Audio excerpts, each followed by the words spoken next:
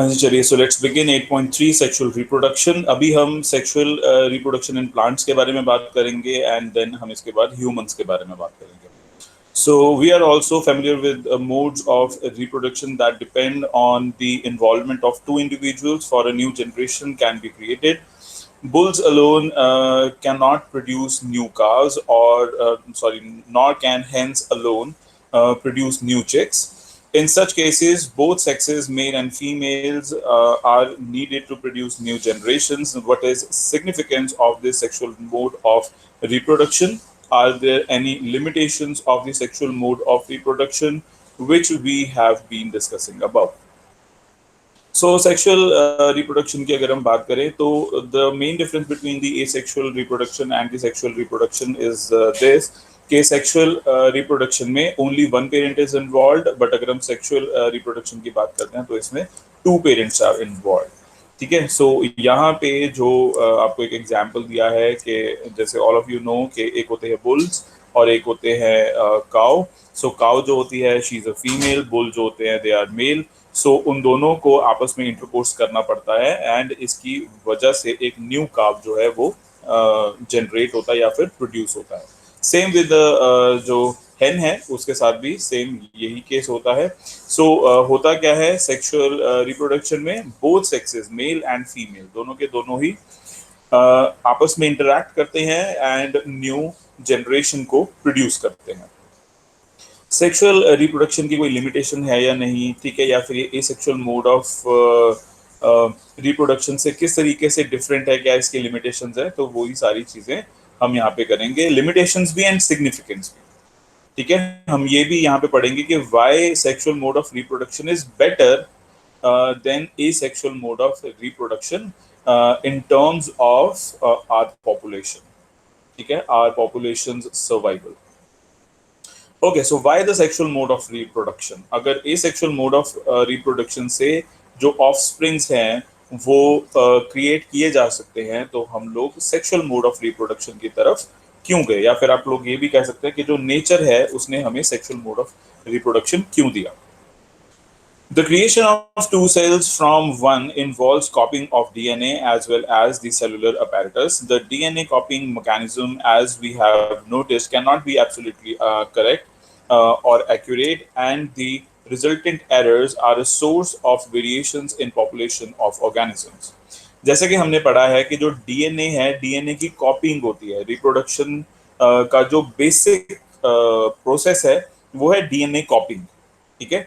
तो डीएनए कॉपिंग तो होती है, साथ ही साथ सेलुलर अपैरेटस भी कॉपी होता है. दैट मींस कि डीएनए को सरवाइव करने के लिए अगर न्यूक्लियस चाहिए, साइटोप्लाज्म चाहिए, माइटोकॉन्ड्रिया चाहिए, तो ये सारी की सारी चीजें भी कॉपी होंगी.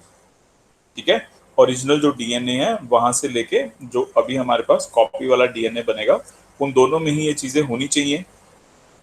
एंड डीएनए कॉपिंग का जो मैकेनिज्म है उसमें हमें नोट करना है, इसमें हमें ये पता होना चाहिए कि एक्यूरेट जो एब्सोल्युटली एक्यूरेट कॉपीज है वो नहीं बनती. ठीक है. उनमें रिजल्टेंट एरर्स होते हैं, यानी कि उनमें कुछ ना कुछ एरर्स होते हैं जिसकी वजह से वेरिएशन क्रिएट होती है. ठीक है. सो होता क्या है, जो डीएनए है, डीएनए रिप्रोडक्शन में डीएनए की कॉपिंग होती है. ठीक है. डीएनए की कॉपी के साथ साथ डीएनए के जो सेलुलर अपैरेटस है उनकी भी कॉपी होती है. ठीक है. कॉपी होने के बाद कुछ एरर्स उसमें पाए जाते हैं.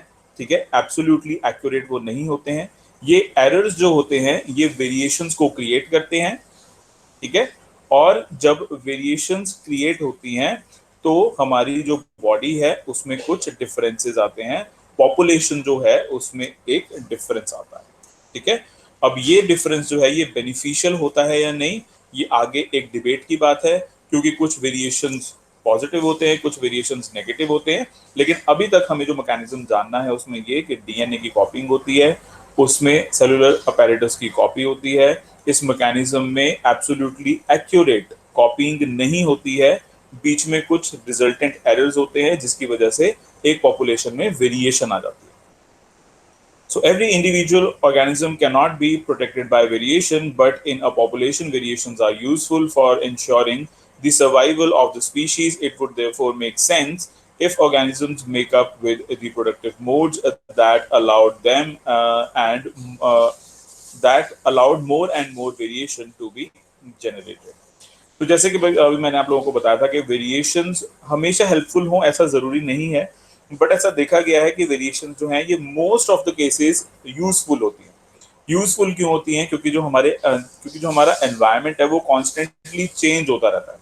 ठीक है, अगर मैं बात करता हूँ 1930s की, तो हमारे अर्थ का जो एवरेज टेम्परेचर था that was near about 30 degree Celsius, लेकिन अगर हम आज की बात करते हैं तो it is near about 36 degree Celsius.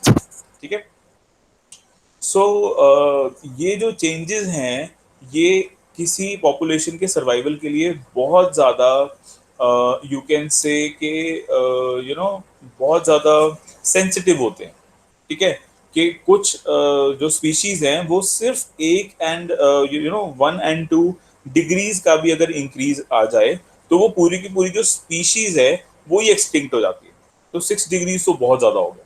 ठीक है, अब जैसे जैसे जो हमारा एनवायरनमेंट है वो चेंज होता रहेगा, उसी तरीके से अगर वेरिएशंस भी आती रहेंगी पॉपुलेशन में तो पॉपुलेशन के लिए ये यूजफुल होगा, क्योंकि वो फिर अपनी जो पॉपुलेशन है उसको आगे भी इंक्रीज कर सकते हैं, वो एक्सटिंक्ट नहीं होंगे।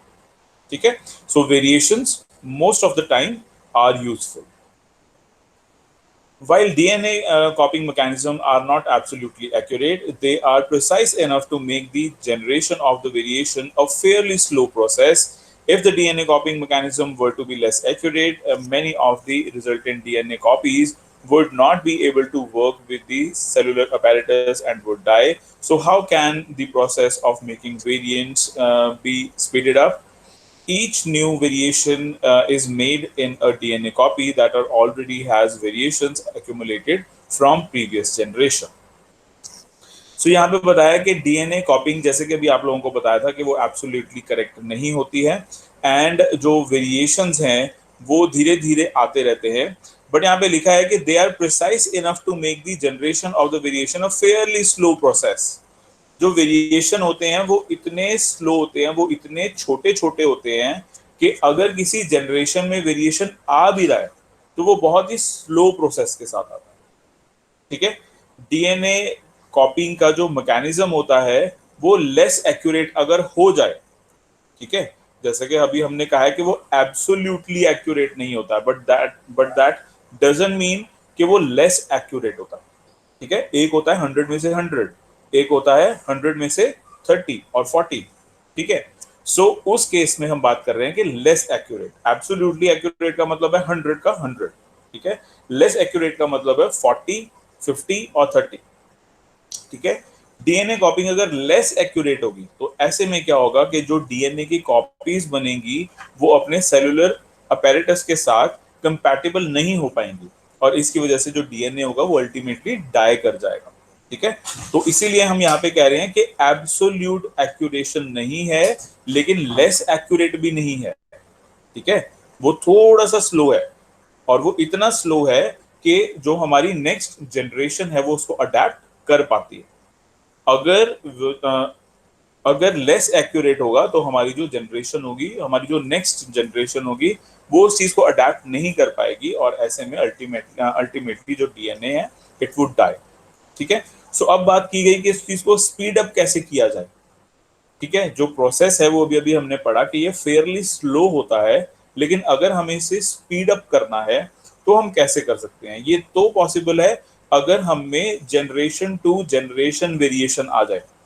ठीक है, यानी कि अगर एक स्लो वेरिएशन जनरेशन नंबर 1 में आया तो एक स्लो जो वेरिएशन है वो जनरेशन नंबर 2 में आ जाए। ठीक है, फिर 3 में आ जाए, फिर 4 में आ जाए, फिर 5 में आ जाए और ये कॉन्स्टेंटली चलता रहे। ठीक है, तो ऐसे में जो हमारी वेरिएशंस की स्पीड है उसको इंक्रीज किया जा सकता है। Okay, then next one we have is, thus two different individuals in a population would have quite different pattern of accumulated variation. Since all of these variations are in living individuals, it is assured that they do not have any really bad effect Combining variations from two or more individuals would thus create a new combination of variant. Each combination would be novel since it would involve two different individuals. So again हम उसी question पे आते हैं जो यहाँ पे पूछा गया था कि सेक्सुअल मोड ऑफ रिप्रोडक्शन हमें नेचर ने क्यों दिया है.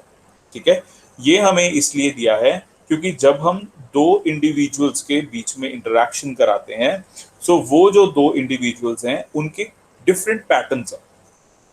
ठीक है, जो मदर होगी और जो फादर होंगे उनके जो पैटर्न्स होंगे लाइफ के, उनके जो पैटर्न्स होंगे उनकी बॉडी. ठीक है, तो जब आप दो डिफरेंट बॉडीज को जो दो डिफरेंट बॉडीज हैं अगर उनके बीच में आप इंटरकोर्स कराएंगे तो वेरिएशन जो है वो एक नया निकल के आएगा. ठीक है, यहाँ पे लिखा है each combination would be novel. Novel का मतलब होता है न्यू. तो जो भी एक कॉम्बिनेशन आएगा वो एक न्यू कॉम्बिनेशन होगा. और ये जो ये जो कॉम्बिनेशन है ये दो डिफरेंट इंडिविजुअल्स की वजह से आया है, इसलिए हमें एक नया वेरिएंट मिलेगा, यानी कि हमें कुछ न्यू वेरिएशंस आएंगे. ठीक है, आई होप आपको ये समझ में आया होगा जो मैंने अभी पढ़ाया है. देन इसके बाद हम बात करेंगे the sexual mode of reproduction incorporates such a process of combining DNA from two different individuals during reproduction. तो सेक्सुअल मोड ऑफ रिप्रोडक्शन में भी क्या होता है कि दो डिफरेंट इंडिविजुअल्स के जो डीएनए हैं वो आपस में कंबाइन होते हैं और इसके कॉम्बिनेशन की वजह से एक नया वेरिएंट पैदा होता है, यानी कि एक नया वेरिएशन पैदा होता है. But this creates a major difficulty if each new generation is to be the combination of DNA copies from the two pre-existing individuals, then each new generation will end up having twice the amount of DNA that the previous generation had. This is likely to mess up the control of the cellular apparatus by the DNA. Besides each generation doubles its DNA fairly soon, there will be only one DNA on the earth with no room for anything else. So how many ways can we think of solving this difficulty? अब जैसे कि आप लोगों को पता है कि दो इंडिविजुअल्स यहाँ पे हमने लिए हैं, तो जो दोनों इंडिविजुअल्स हैं यानी कि जो पेरेंट्स हैं, ठीक है, अब पेरेंट्स के अपने अपने जो डीएनए है वो होंगे. ठीक है, मदर का भी डीएनए होगा एंड फादर का भी डीएनए होगा. लेकिन हम मोस्टली क्या देखते हैं कि जो बेबीज हैं वो तो एक ही पैदा हो रहे होते हैं. अगर हम ह्यूमन की बात करते हैं, we are not talking about the dogs. ठीक है, we are talking about the majority of the homo sapiens. ठीक है, तो क्या करते हैं कि जब हमारी डीएनए की कॉपिंग होती है तो वो दो होते हैं.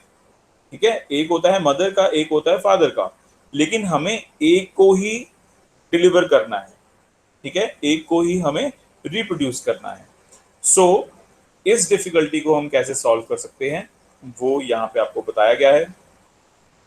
We have seen earlier that as organisms become more complex, the specialization of tissue increases. One solution that many multicellular organisms have found for the problem mentioned above is to have special lineages of cells in specialized organs which have only half the number of chromosomes and half the number of DNA as compared to non-reproductive body cells.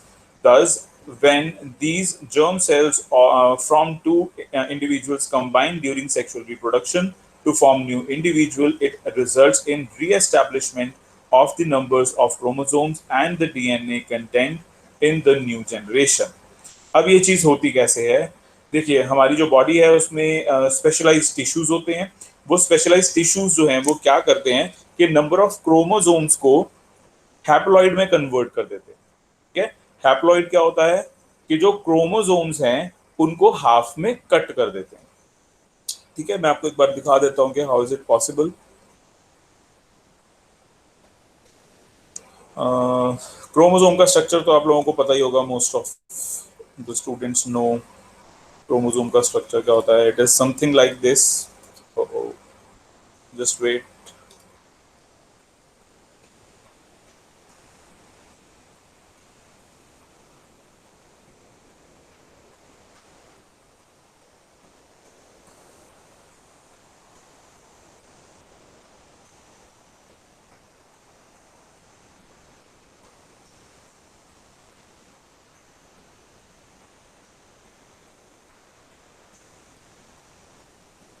हाँ जी, सो chromosome का structure कुछ कुछ ऐसा सही होता है। I am not saying कि ऑलमोस्ट यही होता है, ठीक है, बट हाँ कुछ कुछ ऐसा सही होता है। ठीक है, रिलेट कर पा रहे हैं आप क्रोमोसोम के स्ट्रक्चर से? या ठीक है, सो होता क्या है कि इसको हैप्लॉइड में कन्वर्ट कर देते हैं। हैप्लॉइड में कन्वर्ट करते हैं तो उसमें क्या करते हैं,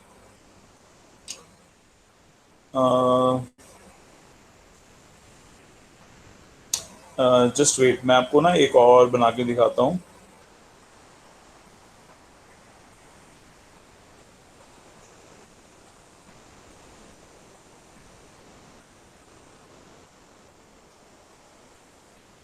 ओके, सो मान लेते हैं कि एक है मदर का और एक है फादर का।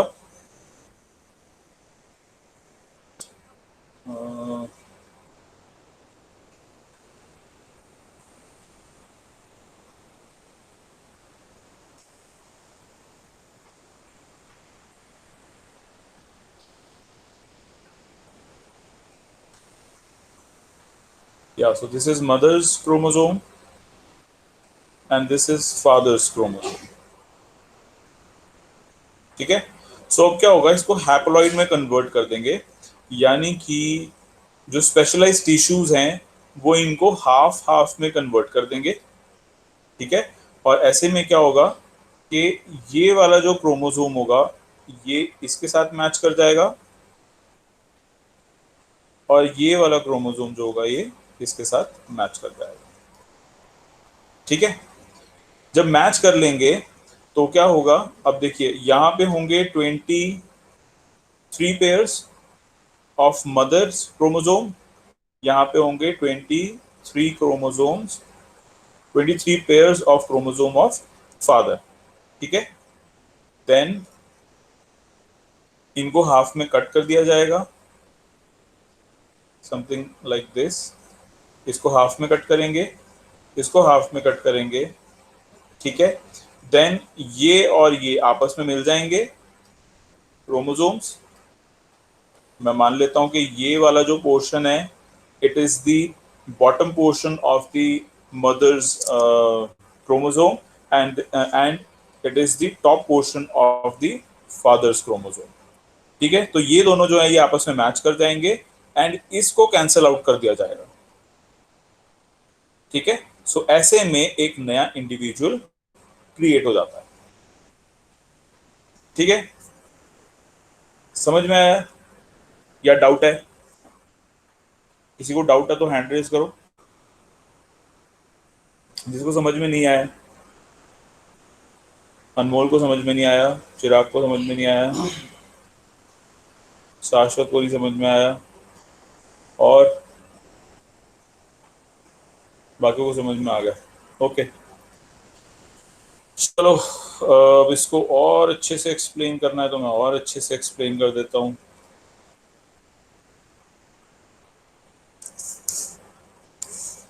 देखो, तुम तीनों ही देखो, अनमोल एंड बाकी।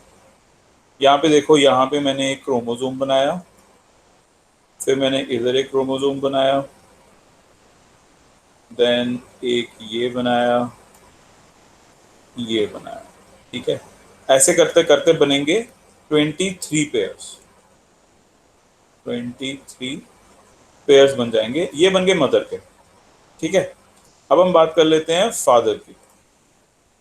फादर में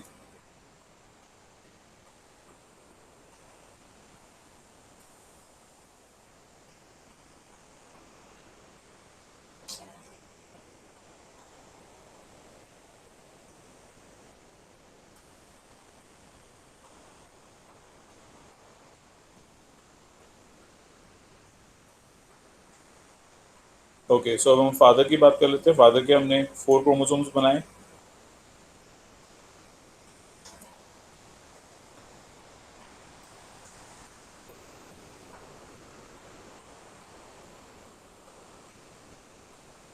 देन 23 पेयर्स ऑफ क्रोमोसोम ये हो गए। ठीक है, अब करेंगे क्या, अब हम इसको कैंसल आउट करेंगे। ठीक है, ये है डाइप्लॉइड। ठीक है, इसे हम बनाएंगे हैप्लॉइड। ठीक है, यानी कि इसको हम हाफ कर देंगे। तो यहाँ से बीच से इसको हाफ किया। एक तो ना ये मेरा पेन इतना थिक वाला मैं सेलेक्ट कर लेता हूँ, आई डोंट नो पेन की इतनी वो है नहीं है। हाँ ठीक है। सो हम इसका हैप्लॉइड बना देंगे, हम इसको हाफ हाफ में कन्वर्ट कर देंगे। ये हाफ हो गया, ये हाफ हो गया, ये हाफ हो गया, ठीक है, ये हाफ हो गया एंड ये हाफ हो गया, ठीक है। अब ये दोनों तो आपस में कंबाइन कर जाएंगे, फादर का हेड लग जाएगा एंड मदर का जो bottom portion of the chromosome है वो लग जाएगा। ये दोनों तो कंबाइन करके एक डीएनए बना देंगे। ऐसे में क्या बनेगा, 23 पेयर्स ऑफ डीएनए जो हैं ये चाइल्ड के बन जाएंगे, ऐसे करते करते, ठीक है। लेकिन जो ये वाला पोर्शन होगा और ये वाला पोर्शन होगा, इसको रिजेक्ट कर दिया जाएगा, इसको काट दिया जाएगा, इसको कंसिडर ही नहीं किया जाएगा, ठीक है। तो इस तरीके से डीएनए की जब कॉपिंग होती है तो उसमें एक इंडिविजुअल प्रोड्यूस होता है। आप समझ में आया? हाँ जी अनमोल, चिराग, ठीक है, ये समझ में आ गया, ठीक है। तो इस तरीके से इसकी कन्वर्जन होती है, ठीक है, फाइन। सो नेक्स्ट करते हैं।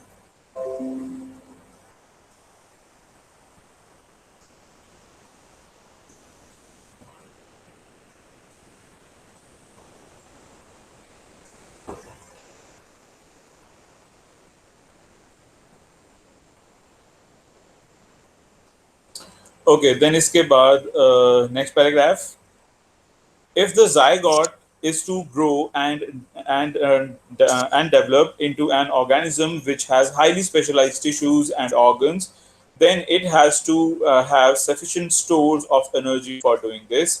In very simple organization, it is seen that the two germ cells are not very different from one another, or may even be similar. But as the body design become more complex, the germ cells also specialize. The germ cells is large and contains the food stores, while the others is smaller and likely to be motile. Conventionally the motile germ cell, motile का मतलब होता है वो वाले germ cells जो कि move कर सकते हैं, ठीक है। Motile germ cells is called the male gamete and the germ cell containing the stored food is called female gamete, ठीक है। अब जब भी जायगॉट जो है वो बनेगा, अब जायगॉट क्या होता है, when there is a fusion between the male gamete and the female gamete, ठीक है, तो उस फ्यूजन को बोलते हैं जायगॉट, ठीक है। जब जब मेन का जो स्पर्म होगा एंड फीमेल्स का जो एग होगा, जब वो आपस में फ्यूज कर जाएंगे, ठीक है, तो उसको हम बोलते हैं जायगॉट, ठीक है। वो जो मिक्सचर होगा हम उसको बोलेंगे जायगॉट, ठीक है। ओके, सो जायगॉट जो है उसको फूड चाहिए होता है, ठीक है। अब ये जो फूड है ये उसको कहाँ से मिलता है, जो फीमेल जर्म सेल होता है वो नॉन मोटाइल होता है, यानी कि वो मूव नहीं कर सकता, लेकिन उसमें फूड स्टोर्ड होता है, ठीक है। लेकिन जो मेल गैमीट होता है वो मोटाइल जर्म सेल होता है, यानी कि वो मूव करता है, ठीक है। सो मेल गैमीट क्या करे, वो मूव करता करता, मतलब जितनी उसमें एनर्जी है, ठीक है, उतनी एनर्जी के साथ वो मूव करता हुआ जाएगा फीमेल जर्म सेल के पास, और जैसे ही वो फीमेल जर्म सेल के पास जाएगा तो उसको फूड मिल जाएगा एंड वहां पे फिर वो सरवाइव कर पाएगा। आप लोगों ने थ्री इडियट्स मूवी या थ्री इडियट मूवी देखी आप लोगों ने? कुछ कह रहे हैं देखिए, कुछ कह रहे हैं नहीं देखी है। दोबारा एक बार बताएंगे नोट करके किस किसने देखी है, नोट करेंगे जरा। ओके, चलो काफी ने देखी है। सो फर्स्ट सीन में ही आता है कि आप लोग रेस तो पहले ही जीत गए थे, क्योंकि मिलियंस ऑफ स्पर्म्स को आप लोगों ने पीछे छोड़ के आप काफी आगे तक पहुंचे, और जो एग्स हैं उनके साथ आपने फ्यूज किया एंड आप इस दुनिया में आ पाए। ये वाला जो डायलॉग आप लोगों ने सुना है?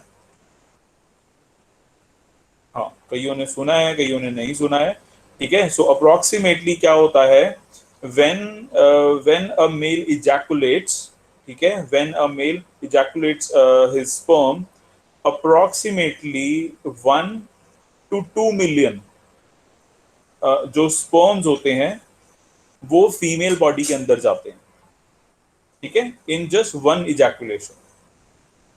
ओके, उनमें से सिर्फ एक होता है जो फीमेल एग के साथ फ्यूज करता है। ठीक है, और आप लोगों को जान के हैरानी होगी कि इतने मिलियन जो स्पर्म सेल्स होते हैं, उनमें से सिर्फ 20 ही सरवाइव कर पाते हैं फीमेल एग्स के आसपास पहुंचने के लिए। बाकियों का जो फूड होता है ना, वो पहले ही खत्म हो जाता है, वो बेचारे मर जाते हैं पहले ही। ठीक है, कुछ ही होते हैं जो कि जो फीमेल एग है उसके अंदर जा पाते हैं, और उनमें से एक वो है जो आज इस चैप्टर को सुन रहे हैं।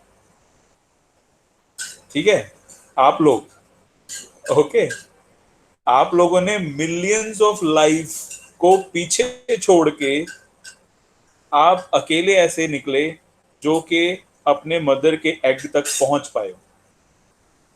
ठीक है, बाकी सारे जो आपके भाई बहन थे इतने मिलियंस में, वो बेचारे पीछे ही रह गए। उनका फूड खत्म हो गया, उनकी एनर्जी खत्म होगी, उनकी मूवमेंट खत्म होगी। ठीक है, एंड दे डाइड। ठीक है, सो इस तरीके से। ठीक है, तो जो सेल्स होते हैं उनको फूड चाहिए होता है। स्पर्म में ऑलरेडी फूड होता है, बट वो इतना कम होता है कि उसको फीमेल एग के पास जाना पड़ता है अपने फूड के लिए। जो पहुंच जाता है उसकी फ्यूजन हो जाती है, वो जायगोट बन जाते हैं दोनों आपस में। ठीक है, एंड जिनको फूड नहीं मिलता है वो वहीं पीछे रह जाते हैं।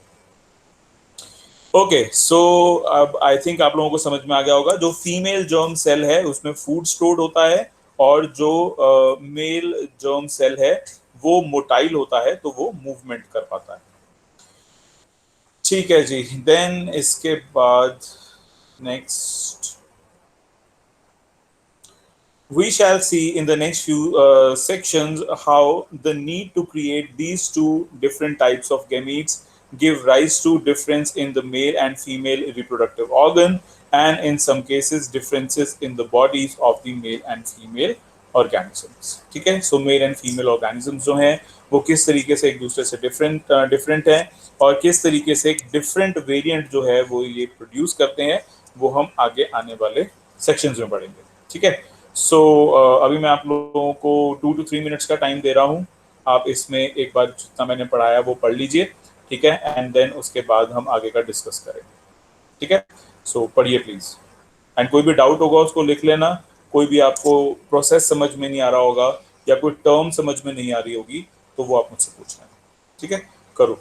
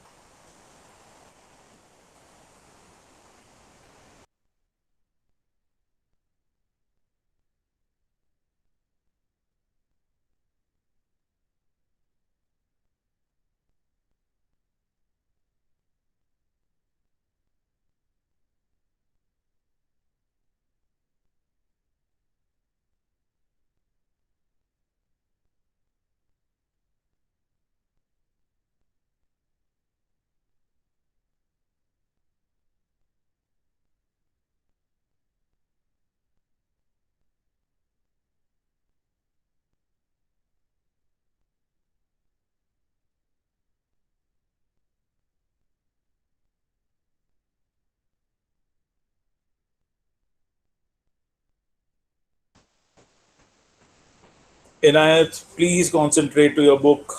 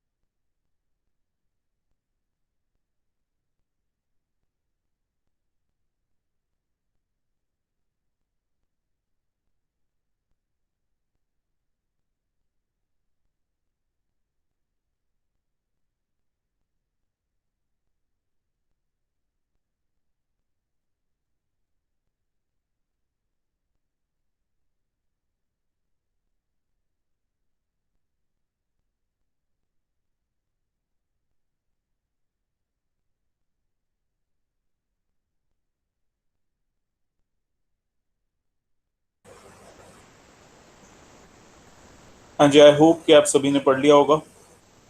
सो आगे का स्टार्ट करते हैं। कोई भी आपका डाउट है तो आप उसको राइट डाउन डेफिनेटली कर सकते हैं। चलिए ठीक है। सो next part is sexual reproduction in flowering plants. ठीक है, अब फ्लावर्स जो हैं उनमें भी सेक्सुअल रिप्रोडक्शन होता है। तो पहले तो हम फ्लावर का जो स्ट्रक्चर है एक बार वो देख लेते हैं। तो this is the longitudinal section of the flower. यहाँ पे आप लोग देख पा रहे हैं कुछ बॉडी पार्ट्स यहाँ पे गिवन है। सो सबसे पहले हम बात करेंगे पिस्टल के बारे में। पिस्टल जो है वो 3 ऑर्गन्स को मिला के बनता है। ठीक है, तो one we have is stigma. ठीक है, so this kind of opening is known as stigma. Then we have style. ये जो लॉन्ग ट्यूब है, this is style. And then ovary. ठीक है, जहां पे के मेल सेल आके फ्यूज करते हैं। ठीक है, दिस इज ओवरी। ओके, सो ये है हमारा फीमेल पार्ट्स। ठीक है, ये सारे फीमेल पार्ट्स हैं।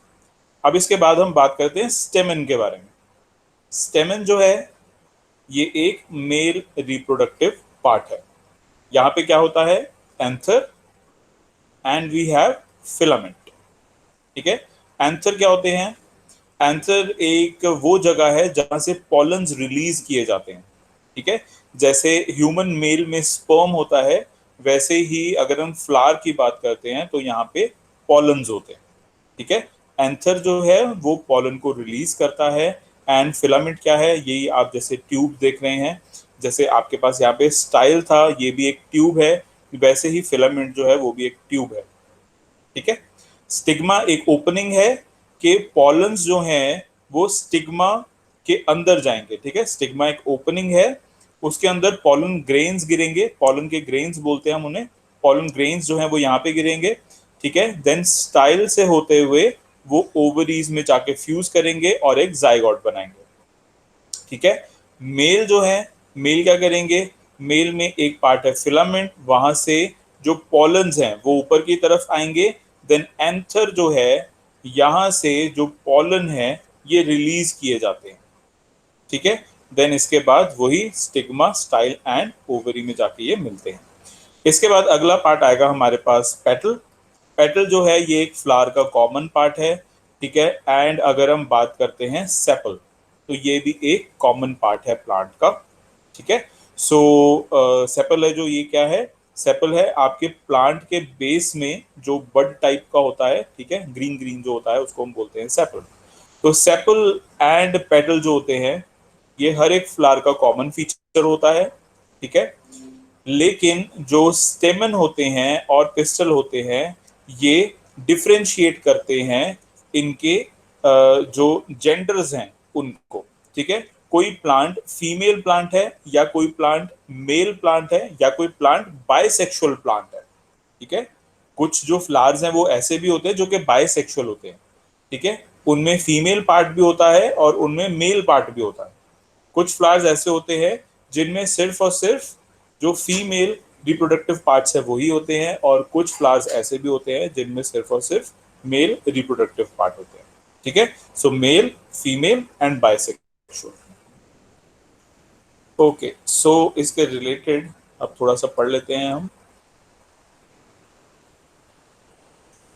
The reproductive parts of angiosperms are located in the flower। अब ये angiosperms वगैरह ये सभी आपने 9th चैप्टर में, सॉरी 9th क्लास में बायोडाइवर्सिटी इन लिविंग ऑर्गेनिज्म में आपने पढ़ा हुआ है।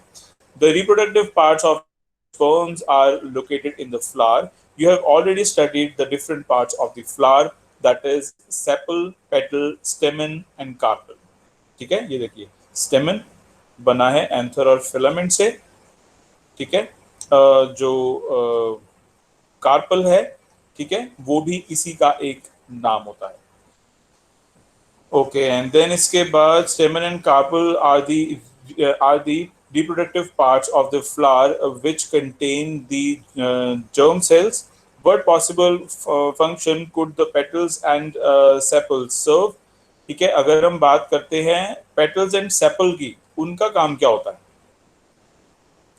The flower may be unisexual, which is papaya, watermelon, when it contains either stamen or carpel or bisexual, then hibiscus mustard when it contains both stamen and carpel. Okay, तो यहाँ पे आप लोगों को जो एग्जाम्पल है वो दिया गया है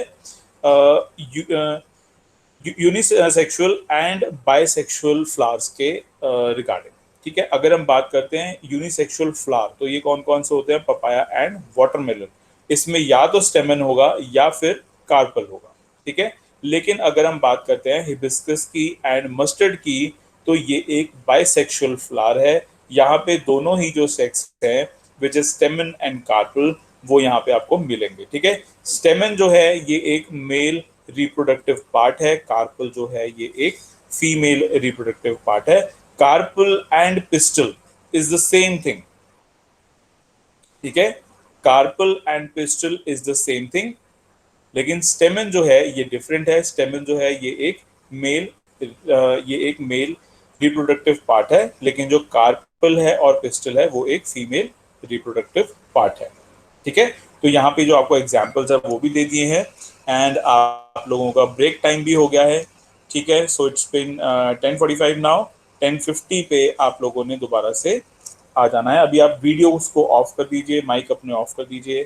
ठीक है, एंड हम 5 मिनट के बाद मिलेंगे, एंड 5 मिनट तक आपने पहुंच जाना है, because I will be here. ठीक है,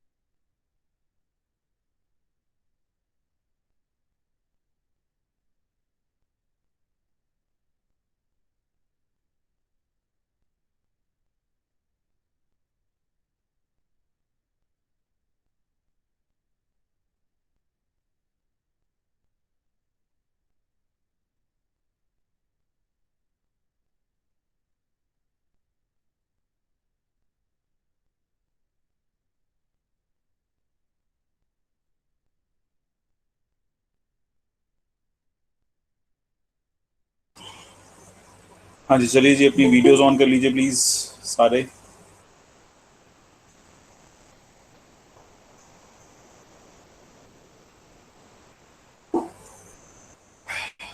चलिए स्टार्ट करते हैं। ओके सो अभी भी मैंने आप लोगों को बताया था कि जो स्टेमन है वो एक मेल रिप्रोडक्टिव पार्ट है, एंड जो कार्पल है वो एक फीमेल रिप्रोडक्टिव पार्ट है, एंड कार्पल को हम पिस्टल भी बोल देते हैं। यहाँ पे आपको एग्जांपल दिए थे यूनिसेक्सुअल में पपाया एंड वाटरमेलन के लिए, एंड बाइसेक्सुअल में hibiscus and mustard. Okay let's begin the next thing. Okay, stamen is the male reproductive part, and it produces pollen grains that are yellowish in color. You must have seen this yellowish powder that often sticks to our hands if we touch the stamen of the flower. स्टेमन एक male reproductive part है, and ये pollen grains को produce करता है। Pollen grains जो हैं ये yellow colour के होते हैं, एंड आपने अगर कभी फ्लावर को अगर आपने कभी अपने हैंड्स के बीच में रब किया है तो आपने ये येलोइशनेस फील की होगी। ये जो येलोइशनेस है ये क्या है? ये मेल रिप्रोडक्टिव पार्ट का पॉलन ग्रेन है जो कि आपके हैंड्स में स्टिक कर जाता है। ठीक है। Carpel is present in the center of a flower and is the female reproductive part. Carpel जो है ये एक फीमेल रिप्रोडक्टिव पार्ट है, ये फ्लावर के सेंटर में होता है। इसके 3 डिविजन्स होती हैं, इसमें 3 पार्ट्स होते हैं। क्या क्या हैं वो? The swollen bottom part is the ovary, middle elongated part is the style, and the terminal part which may be sticking is the stigma. ठीक है। यहाँ पे बताया कि जो swollen bottom part है उसको हम ओवरी बोलते हैं, जैसे कि मैंने आपको दिखाया था डायग्राम में। ये यहाँ पे भी आप देख सकते हैं इसको। ठीक है। ये जो swollen part है इसको हम क्या बोलेंगे? ओवरी। जो ये लंबी सी ट्यूब है हम इसको क्या बोलेंगे? स्टाइल। एंड ये जो ओपनिंग वाला पार्ट है इसको हम क्या बोलेंगे? इसको हम बोलेंगे हमारा स्टिग्मा। ओके, एंड ये जो स्टिग्मा होता है ये स्टिकी होता है। ये स्टिकी क्यों होता है? क्योंकि पॉलन ग्रेन्स को यहाँ पे स्टिक हो जाना होता है। ठीक है। जैसे ही आप मान लीजिए कि आपने क्या किया कि अपने हैंड से आपने जो एक फ्लावर है उसको आपने रब किया। ठीक है। रब करने पे आपका जो हैंड है वो येलो हो गया। दैट मीन्स कि जो पॉलन ग्रेन्स हैं वो आपके हैंड में चिपक गए। अब आपने क्या किया कि आप एक और फ्लावर में गए। ठीक है। आप एक और फ्लावर के पास गए, एंड वहां पे भी आपने जो अपना हैंड है उसको थोड़ा सा रब किया। अब अगर वो फीमेल फ्लावर होगा तो आपके हाथों का जो पॉलन है वो वहां पे स्टिक कर जाएगा। ठीक है। और इसकी वजह से आपने क्या किया कि आपने मेल रिप्रोडक्टिव गैमीट जो कि एक पॉलन ग्रेन था उसको आपने फीमेल की जो स्टिग्मा है उसमें स्टिक कर दिया। ठीक है। अब स्टिग्मा जो है वो स्टाइल के थ्रू पॉलन ग्रेन को नीचे की तरफ खींचेगी, एंड देन ओवरीज में जाके उसको मिक्सअप कर लेगी। ठीक है। This will happen. Okay, stigma जो है वो हमारा एक टर्मिनल पार्ट है।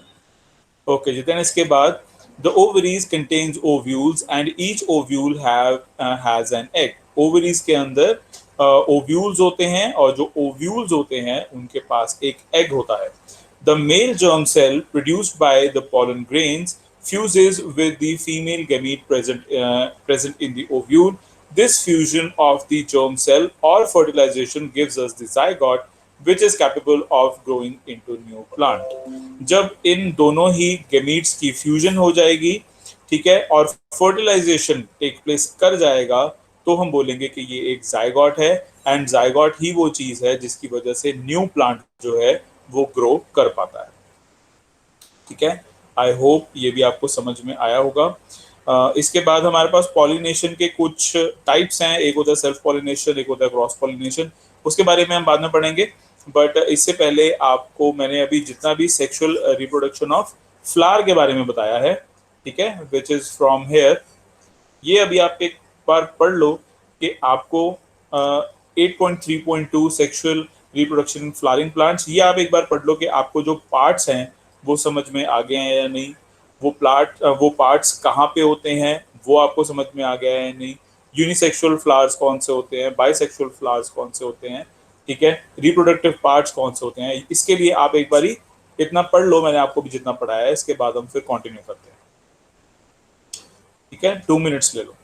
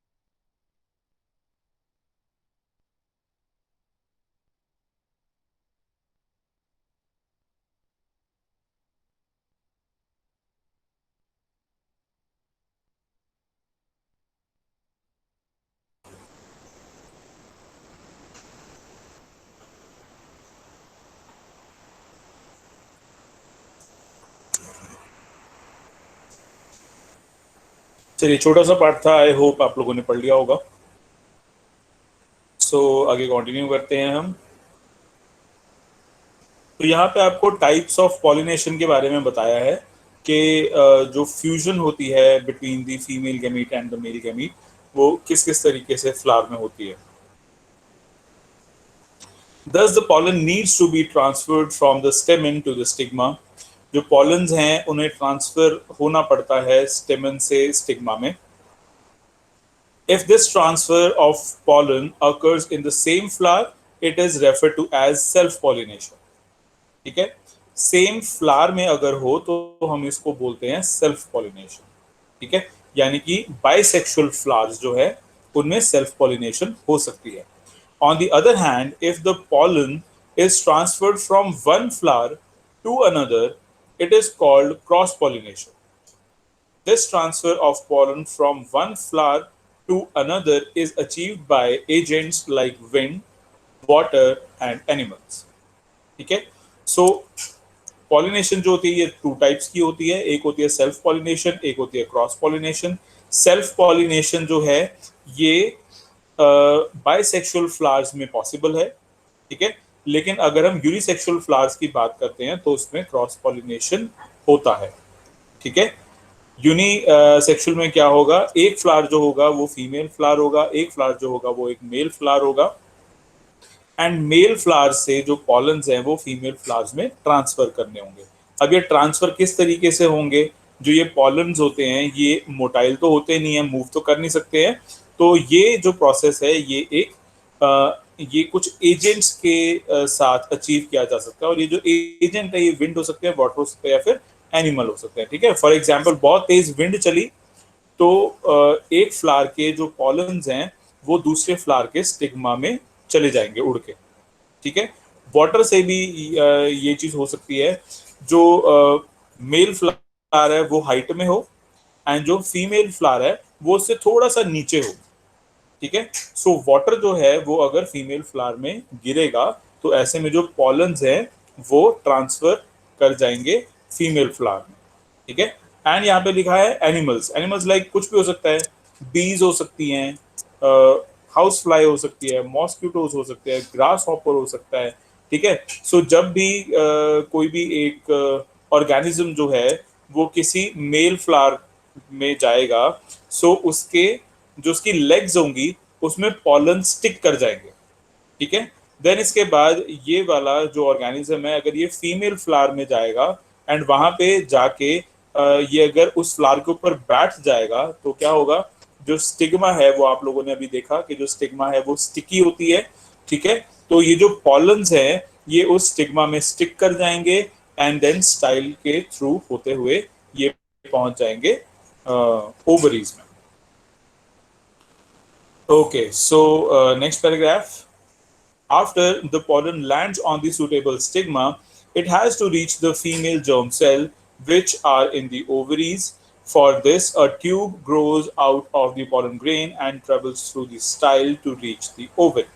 ठीक है। सो जैसे ही ये जो पॉलन्स हैं ये स्टिग्मा में चले जाएंगे, तो ये जो स्टिग्मा है ये स्टाइल के थ्रू होते हुए जो जो जो पॉलन ग्रेन्स हैं, जो जर्म सेल्स हैं, उनको ये ओवरी तक ट्रांसफर कर देंगे, ओवरीज तक पहुंचा देंगे। After fertilization, the zygote divides several times to form an embryo within the ovule. The ovule develops a tough coat and is gradually converted into seed. The ovary grows rapidly and ripens to form a fruit. जैसे ही fertilisation होगी, ये जो zygote है ये बहुत बार divide होगा। ठीक है, जितनी बार डिवाइड होगा उतनी बार ये काफी बड़ा हो जाएगा। Just wait a minute.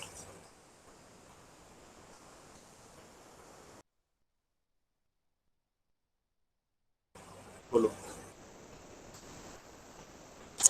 Okay, so fertilization जब होगी तो जायगोट जो है ये काफ़ी बार डिवाइड होगा। काफ़ी बार डिवाइड होने के बाद ये एक थोड़ा सा बड़ा मास बन जाएगा, which will be known as embryo. ठीक है, एंड देन इसके बाद क्या होगा कि ये जो ओव्यूल है, ठीक है, ये डेवलप होगा, इसमें बहुत ही टफ कोटिंग होगी और ये जो सीड्स है उसमें फिर कन्वर्ट कर जाएगा। ठीक है, सो ओव्यूल जो है ये टफ कोटिंग क्रिएट करेंगे। टफ कोटिंग जब क्रिएट करेंगे तो ये धीरे धीरे से सीड्स में कन्वर्ट हो जाएंगे। The ovary grows rapidly and ripens to form a fruit.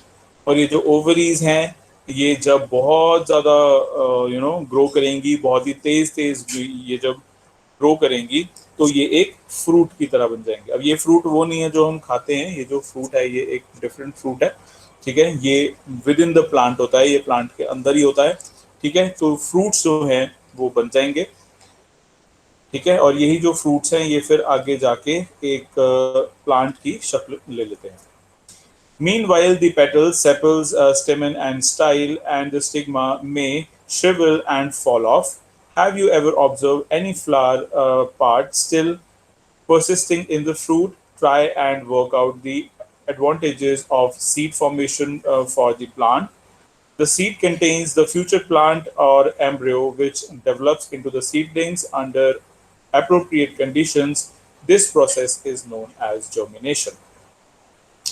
So यहाँ पे आपको बताया है कि जब ये फ्रूट बन रहा होगा उसी टाइम पे आप देखेंगे कि जो पेटल्स है, सेपल्स है, स्टेमन, स्टाइल, स्टिग्मा, ये सारे के सारे फॉल ऑफ कर जाते हैं एक प्लांट से। ठीक है, और कोई भी अगर फ्लावर है उसमें अगर फ्रूट है, वैसे तो ये चीज़ पॉसिबल नहीं है, बट अगर फ्रूट होगा भी तो उसके जो एडवांटेज है वो ये कि सीड फॉर्मेशन में वो बहुत ज़्यादा हेल्प करता है। ठीक है, और इसी प्रोसेस को हम बोलते हैं germination. The seed contains the future plant or embryo which develops into the seedling under appropriate condition. ठीक है, जो सीड्स होते हैं उनमें फ्यूचर प्लांट या फिर एम्ब्रियो होते हैं। ये जो एम्ब्रियो होते हैं ये सीडलिंग्स में ये कन्वर्ट होते हैं और इसी प्रोसेस को हम जर्मिनेशन बोलते हैं। ठीक है, तो ये सारा का सारा जो प्रोसेस था ये जर्मिनेशन का था। ओके, सो ये वाला पार्ट हमारा हो गया है। देन इसके बाद हम reproduction in plants, sorry in animals के बारे में बात करेंगे। और यहाँ पे देखिए ये जो जर्मिनेशन है आपको इसके बारे में हल्का सा बताया गया है। यहाँ पे जर्मिनेशन जब होती है तो उसमें कुछ पार्ट्स बनते हैं, कॉटिलेडन्स होते हैं, प्लूम्यूल्स होते हैं एंड रेडिकल्स होते हैं। कॉटिलेडन्स की अगर बात करेंगे तो ये फूड को स्टोर करते हैं। ठीक है, ये जो आपको लीफ काइंड ऑफ स्ट्रक्चर लग रहा है ये है कॉटिलेडन्स। ठीक है, देन इसके बाद सेंटर में टॉप मोस्ट टिप जो होती है वो होती है प्लूम्यूल, ये होता है फ्यूचर शूट। ठीक है, एंड इसका जो बॉटम पार्ट होता है उसको हम बोलते हैं रेडिकल, ये होता है फ्यूचर रूट। ठीक है, सो इस तरीके से जो जर्मिनेशन है वो हो पाती है। ओके, सो ये भी आप पढ़ सकते हैं, एंड अगर आपको कोई डाउट है तो आप मुझसे पूछ सकते हैं, ठीक है। पढ़िए एंड डाउट को राइट डाउन कर लीजिए please. I'm giving you 2 minutes for it.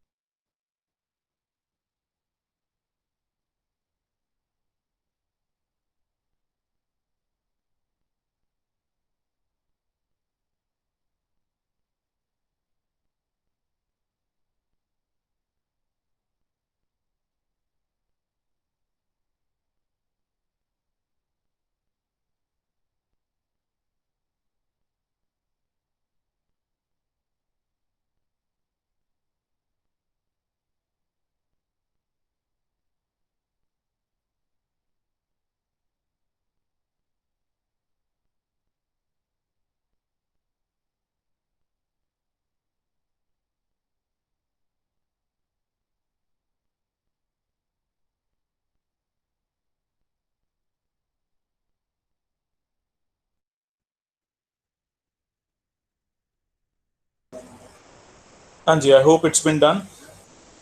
So next part करते हैं, reproduction in human beings.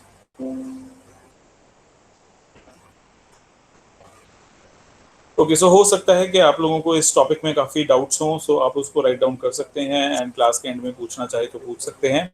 So reproduction in human beings. So far, we have been discussing the variety of modes that different species use for reproduction.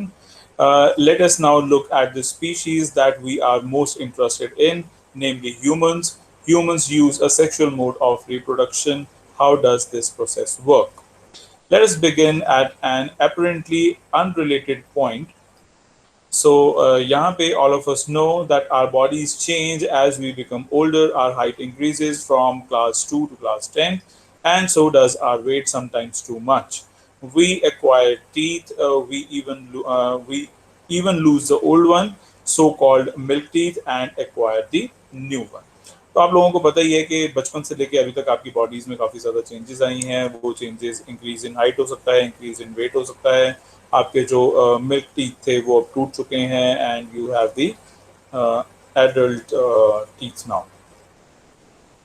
इसके अलावा और भी बहुत सारे changes हैं जो कि हम देखते हैं, एंड इस एज को हम बोलते हैं एडोलेसेंस, या फिर प्यूबर्टी के साथ भी हम इसको मैच करते हैं।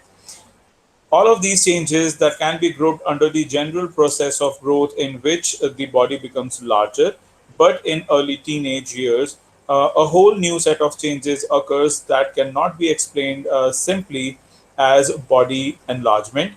Instead, the appearance of the body changes, proportion change, new features appear, and so do new sensations. जब हम लोग टीनेज में आते हैं तो टीनेज में हमारे जो बॉडी पार्ट्स हैं वो एनलार्ज होने स्टार्ट हो जाते हैं, ठीक है। कुछ पर्टिकुलर हमारे बॉडी पार्ट्स होते हैं वो एनलार्ज होने स्टार्ट हो जाते हैं, एंड ये जो प्रोपोर्शंस होते हैं, ये जो नए फीचर्स जो हमें दिख रहे होते हैं, और ये जो न्यू सेंसेशंस हमें हो रही होती हैं, ये सारी की सारी जो चेंजेस हैं ये टीनेज में बहुत ज़्यादा कॉमन है।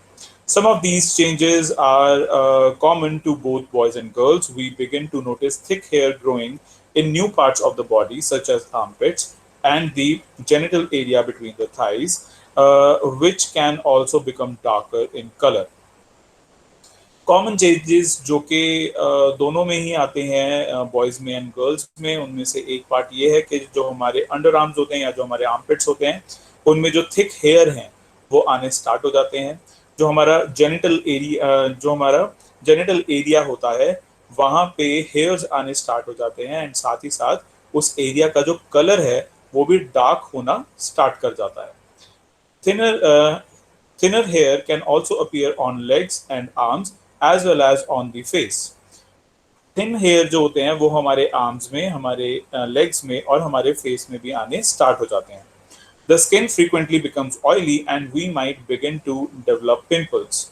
हमारी जो स्किन है उसमें सेबम जो होता है वो रिलीज होना स्टार्ट होता है। It is a kind of oil, ठीक है। ये हमारी स्किन से रिलीज होना स्टार्ट होता है, और ऐसे में हमारे जो पिंपल्स हैं वो उठने स्टार्ट हो जाते हैं। सो पिंपल्स का होना is quite a common thing. बहुत सारे गर्ल्स एंड बॉयज जो हैं ये इस चीज़ को बुरा मानते हैं, सोचते हैं कि it is a point that it is a kind of disease, but ऐसा कुछ भी नहीं होता है। ये एक बहुत ही जनरल और एक बहुत ही नॉर्मल प्रोसीजर है आपकी बॉडी के साथ, जो कि टीनेज में यूजुअली देखा जाता है। We begin to conscious and aware of both our own bodies and those of the others in new ways. अब हम अपनी जो खुद की बॉडी में चेंजेस आ रही होती हैं वो तो हम देख ही रहे होते हैं, उससे तो हम अवेयर हो ही रहे होते हैं। साथ ही साथ हम दूसरों की जो बॉडी है वो भी देखते हैं, एंड उनके जो चेंजेस हैं वो भी हमें दिखाई दे रहे होते हैं। यानी कि मेल्स जो हैं, मेन जो हैं, उनमें तो चेंजेस आ ही रहे होते हैं और फीमेल्स में भी चेंज आ रहे होते हैं। एंड फीमेल्स को भी ऐसे ही लगता है कि हमारी जो बॉडी है उनमें तो चेंज आ ही रहे हैं, लेकिन साथ के साथ जो मेल्स हैं उनकी बॉडी में भी चेंज आ रहा है, जैसे कि उनके जो बियर्ड वगैरह है वो ग्रो कर रही है, एंड उनकी जो आवाज़ है वो अब ज़्यादा हॉर्स हो रही है, वो ज़्यादा मोटी हो रही है।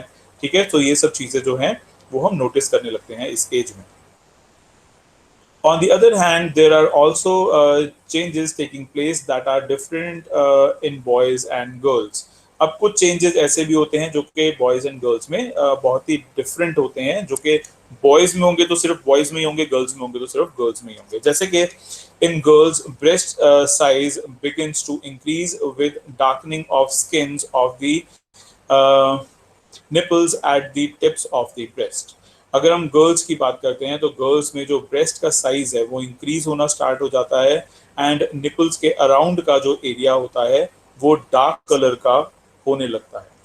Also, girls begin to menstruate at around this time, और इसी टाइम में जो गर्ल्स हैं उनमें menstruation cycle जो है वो स्टार्ट होने लगता है।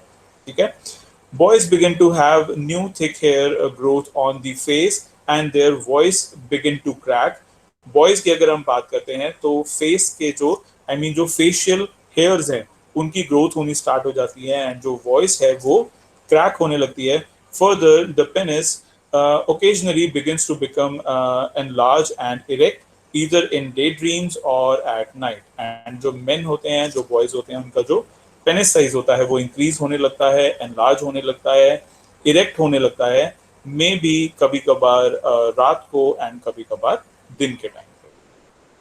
ठीक है, सो ये सारी के सारी स्टिमुलेशंस होती हैं जो कि ह्यूमंस में पाई जाती हैं, एंड ये जो स्टिमुलेशंस हैं these are quite natural, and ये जो स्टिमुलेशंस हैं ये आप सब में होनी चाहिए। ठीक है, अगर आप लोग इस एज में सेक्सुअली एक्साइट होते हैं, सेक्सुअली आप लोग एक्टिव होते हैं, so it is completely fine. अगर आप सेक्सुअली एक्साइट नहीं होते हैं then there is a problem. ठीक है, बट अगर आप सेक्सुअली एक्साइट होते हैं इट इज कंप्लीटली फाइन, ऐसा होना चाहिए। ठीक है, biologically it is meant to be like this. ठीक है, ओके, देन इसके बाद all these changes takes place slowly over a period of months and years. They do not happen all at the same time in one person, nor do they happen at an exact age. अब ये जो सारी के सारे changes हैं ये एक ही overnight नहीं हो जाते हैं, ये एक ही रात में नहीं आ जाते हैं। ये जो चेंजेस हैं इनको आने में कुछ महीने लग जाते हैं, कुछ साल लग जाते हैं, एंड किसी के लिए ये एक पर्टिकुलर एज नहीं होती है। हम ये नहीं कह सकते हैं कि 13 एज तक ये हो ही जाना चाहिए या फिर 16 की एज तक ऐसा हो ही जाना चाहिए। ऐसा कोई हार्ड एंड फास्ट रूल नहीं होता। कईयों की जो बियर्ड है वो 16 ईयर्स की एज में, 15 ईयर्स की एज में काफ़ी थिक हो जाती है। कुछ जो बॉयज़ हैं वो ऐसे होते हैं जिनके 25-25 साल होने के बाद भी उनकी जो बियर्ड है वो इतनी ज़्यादा थिक नहीं होती है। ठीक है, तो ऐसा कोई एग्जैक्ट एज इसमें नहीं होता है। In some people they happen early and quickly while in others they can happen very slowly. Also, each change does not become completely quickly either. So, for example, thick hair on the face in boys appears as a few scattered hairs first, and only slowly does the growth begins to become uniform. अगर हम boys की बात करते हैं तो पहले पहले जो फेशियल हेयर्स हैं वो थोड़े स्कैटर्ड से होते हैं। ठीक है, स्कैटर्ड का मतलब है कि यूनिफॉर्म से नहीं होंगे। ठीक है, वो बस हो जाएंगे। ठीक है, कहीं पे भी, कभी आपके चिन पोर्शन में होंगे, कभी आपके वो चीक पोर्शन में होंगे, कभी वो आपके साइड्स में होंगे, ठीक है। तो यूनिफॉर्मली नहीं होंगे, यूनिफॉर्म होने में उनको थोड़ा सा टाइम लगता है। Even so, all these changes show differences between the people, just as we have differently shaped nose or fingers, so also we have different patterns of hair growth or the size and shape of the breast or penis. All of these changes are the aspect of the sexual maturation of the body.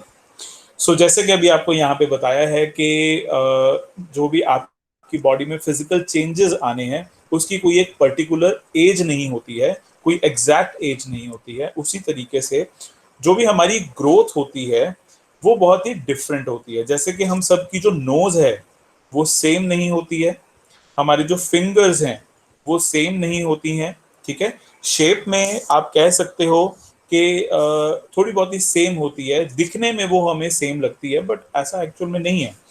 अगर आप देखेंगे आपके father and आपके जो mother हैं plus आपकी knows का structure, तो नोज नोज तो लगती है, लेकिन क्या सभी की जो नोज है, आप तीनों की जो नोज होगी, क्या वो सिमिलर होगी? क्या ऐसा नहीं होगा कि आपके फादर की जो नोज है वो थोड़ी सी थिक होगी और आपके जो मदर है उनकी थोड़ी थिन होगी, आपकी और थिन होगी, ठीक है। देन इसके बाद अगर हम बात करेंगे शेप की, तो आपके नोज की जो शेप होगी वो डिफरेंट होगी, ठीक है। पेरेंट्स के जो नोज है उनकी शेप डिफरेंट होगी, ठीक है। इसी तरीके से जब हमारी सेक्सुअल डेवलपमेंट हो रही होती है, तो उस टाइम पे हमारे जो हेयर ग्रोथ के पैटर्न्स होते हैं वो भी डिफरेंट होते हैं, ठीक है। यानी कि कुछ जो लोग होते हैं उनमें जो हेयर की ग्रोथ होती है ऑल ओवर द बॉडी, कईयों में बहुत ज्यादा थिक होती है, कईयों में बहुत ज्यादा थिन होती है, ठीक है। अगर हम size and shape of breast बोलेंगे तो वो भी डिफरेंट होती है। जैसे कि हर एक इंडिविजुअल की नोज एंड फिंगर्स की शेप एंड साइज डिफरेंट होता है, वैसे ही हर एक इंडिविजुअल की जो ब्रेस्ट एंड पेनिस की शेप एंड साइज होती है वो भी डिफरेंट होता है, ठीक है। और ये जो सारे के सारे चेंजेस हैं ये सेक्सुअल मैच्योरेशन को प्रमोट करते हैं, ठीक है। ओके, देन इसके बाद why does the body show sexual maturation at this age? We have talked about the need और we have talked about the need for specialized cell types in multicellular bodies to carry out specialized functions. The creation of germ cells to participate in sexual reproduction is another specialized function, and we have seen that plants develop special cells and tissue types to create them. यहाँ पे अगर हम बात करते हैं कि ये जो सेक्सुअल मैच्योरेशन है इसकी why does the body show, ठीक है। तो जो हमारी बॉडी है वो सेक्सुअल मैच्योरेशन को शो क्यों करती है, ऐसा क्यों शो करती है कि हम सेक्सुअली मैच्योर हो चुके हैं? ऐसा इसलिए कि जैसे हम लोगों ने पढ़ा कि मल्टी सेलुलर बॉडीज जो होती हैं वो अपने जो स्पेशलाइज्ड फंक्शंस होती हैं उनके लिए बहुत ज़्यादा फेमस होती है। तो सेक्सुअल रिप्रोडक्शन करना भी एक स्पेशलाइज्ड फंक्शन है, ठीक है। इसके लिए हमें जो सेक्सुअल मैच्योरेशन है उसकी जरूरत होती है। देन इससे next, human beings also develop special tissues for this purpose. However, while the body of the individual organism is growing to its adult size, the resources of the body are mainly directed at achieving this growth. While that is happening, the maturation of the reproductive tissues is not likely to be a major priority. Thus, the rate of general body growth begins to slow down and reproductive tissues begin to mature. This period during adolescence is called puberty. Okay, अब क्या हो रहा होता है कि जब हमारी जो बॉडी है वो सेक्सुअली मेच्योर हो रही होती है, तो जो हमारे बॉडी पार्ट्स, जैसे कि मैंने आप लोगों को बताया कि आर्मपिट्स वाले जो हेयर हैं, जेनिटल एरिया वाले जो हेयर हैं, प्लस वहाँ का जो कलर है वो डार्क हो जाना, ब्रेस्ट का जो साइज है वो इंक्रीज होना, पेनिस का जो साइज है वो इंक्रीज होना, ठीक है। तो ये सारी की सारी जो चीज़ें होती हैं इनको एनर्जी चाहिए होती है। तो ऐसे में क्या होता है कि जो हमारी जनरल बॉडी ग्रोथ है उसका रेट तो स्लो डाउन हो जाता है, लेकिन रिप्रोडक्टिव ऑर्गन्स का ग्रो होना ये फास्ट हो जाता है, ठीक है। तो क्या होता है कि जो हमारी हाइट होती है, अगर आप लोग देखेंगे, जो हमारी हाइट 13 ईयर्स की एज तक हो जाती है, अगर हम बात करते हैं 18 या फिर 21 ईयर्स की एज तक, तो हमारी हाइट उससे बहुत ही थोड़ी सी ज्यादा ग्रो करती है। ठीक है, बहुत ज्यादा डिफरेंस नहीं होता है। जो हाइट होती है वो आपको मोस्टली आपकी 13 टू 14 ईयर्स की एज तक मिल जाती है। ठीक है, इसके बाद आपकी जो बॉडी है उसका ग्रो होना वो स्लो डाउन हो जाता है। मैं ये नहीं कह रहा हूँ कि 13-14 ईयर्स के बाद आपकी जो बॉडी है वो ग्रो नहीं करती है। आई मीन जो आपकी हाइट है या जो आपका सॉरी जो आपकी हाइट है वो ग्रो नहीं करती है। आपकी हाइट तो भी ग्रो करती है 13 ईयर्स की एज के बाद भी। ठीक है, लेकिन ऐसा नहीं होता है कि आपकी जो हाइट है वो 13 ईयर्स के बाद बहुत ज्यादा ग्रो करे। ठीक है, स्लोली ग्रो करती है हाइट। लेकिन अगर हम बात करते हैं हमारे रिप्रोडक्टिव पार्ट्स की, तो उनमें अब चेंजेस ज्यादा आने स्टार्ट हो जाते हैं as compared to our height. ठीक है, as compared to our general health, हमारी जो सेक्सुअल हेल्थ है वो अब ज्यादा ग्रो करना स्टार्ट करती है। ठीक है जी। ये वाला जो पीरियड होता है, इसी पीरियड को हम बोलते हैं प्यूबर्टी। ठीक है, वो वाला पीरियड जब हमारी बॉडी में जनरल बॉडी ग्रोथ तो स्लो हो जाती है, लेकिन हमारे रिप्रोडक्टिव टिश्यूज मेच्योर होना स्टार्ट होते हैं, उनकी जो ग्रोथ है वो बहुत ज्यादा होनी स्टार्ट हो जाती है। तो इसी एज को हम बोलते हैं puberty. Okay, so next, how does all the changes that we have talked about link to the reproductive process? We must remember that the sexual mode of reproduction means the germ cells of the two individuals have to join together. This can happen by the external release of the germ cells from the bodies of the individual, as happen in the flowering plants. Or it can be happen by two individuals joining their bodies together for intertransfer of germ cells for fusion, as happen in many animal. तो अब ये हमने जो भी ऊपर की बातें अभी जो भी हमने पढ़ी हैं, एडोलेसेंस के बारे में, प्यूबर्टी के बारे में पढ़ी हैं, तो ये सारी की सारी जो चीजें हैं ये हमारे इस चैप्टर के साथ कैसे लिंक है। जब हम रिप्रोडक्शन की बात कर रहे हैं तो ये इनके साथ किस तरीके से लिंक है। ठीक है, तो यहाँ पे सबसे पहले तो बताया गया है कि सेक्सुअल मोड का मतलब ये होता है कि यहाँ पे दो इंडिविजुअल्स के जर्म सेल्स रिक्वायर्ड हैं। ठीक है, जब वो आपस में मिलेंगे, ठीक है, तो इसकी वजह से एक न्यू ऑफस्प्रिंग जो है वो पैदा हो पाएगा। साथ ही साथ आप लोगों को यहाँ पे ये भी बताया गया कि जो जर्म सेल्स हैं उन्हें हमें एक्सटर्नली रिलीज करना पड़ता है, जैसे कि फ्लावरिंग प्लांट्स में होता है। ठीक है, फ्लावरिंग जो प्लांट्स है उनमें क्या होता है कि जर्म सेल्स जो है वो एक्सटर्नली रिलीज करते हैं, जो पॉलन्स होते हैं वो किसी एजेंट के थ्रू किसी जो स्टिग्मा है वहां पे जाके स्टिक करता है। तो ये तो हो गया एक्सटर्नल रिलीज। एक होता है इंटर ट्रांसफर। ठीक है, इंटर ट्रांसफर में क्या होता है, दो इंडिविजुअल्स की जो बॉडी है उसको ज्वाइन कराया जाता है। ठीक है, और ऐसे में जो जर्म सेल्स होते हैं उनके बीच में फ्यूजन होती है। ठीक है, और बहुत सारे एनिमल्स में ऐसा ही होता है, बहुत सारे एनिमल्स में इंटरनल ट्रांसफर की जाती है। ठीक है, जिसको कि हम इंटरकोर्स भी बोल देते हैं। ठीक है, ये चीज यहाँ पे आपको बताई गई है कि जो सेक्सुअल मोड ऑफ रिप्रोडक्शन है वो टू टाइप्स में हो सकता है, एक एक्सटर्नल रिलीज से हो सकता है और एक इंटरनल ट्रांसफर से हो सकता है। ठीक है, लेकिन दोनों का ही जो ऑब्जेक्टिव है वो क्या है कि दो इंडिविजुअल्स जो होंगे वो अपने जर्म सेल्स को रिलीज करेंगे, फ्यूज करेंगे और ऐसे में फर्टिलाइजेशन होगी। If animals are to be okay If animals participate in the process of mating, their state of sexual majority must be identifiable by other individuals. Many changes during puberty, such as new hair growth patterns, are signal that sexual maturation is taking place. अगर हम mating की बात करते हैं, अगर हम intercourse की बात करते हैं, ठीक है, तो ऐसे में जो दोनों इंडिविजुअल्स हैं उनके बीच में सेक्सुअल मेच्योरिटी होनी चाहिए। ठीक है, एंड हमारी बॉडी में जो हेयर ग्रोथ हो रही होती है वो सेक्सुअल मेच्योरिटी की एक सिग्नल होती है।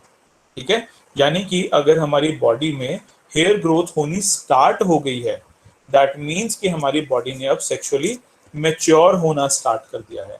मैं ये नहीं कह रहा हूं कि आपकी जो बॉडीज हैं वो सेक्सुअली मेच्योर हो गई हैं, ठीक है, बट उन्होंने सेक्सुअली मेच्योर होना अब स्टार्ट कर दिया है, ठीक है। On the other hand, the actual transfer of germ cells between the two people needs special organs for the sexual act, such as penis, when it is capable to becoming erect. In mammals such as human, the baby is carried in the mother's body for a long period and will be breastfed later. The female reproductive organs and breast will need to mature to accommodate these possibilities.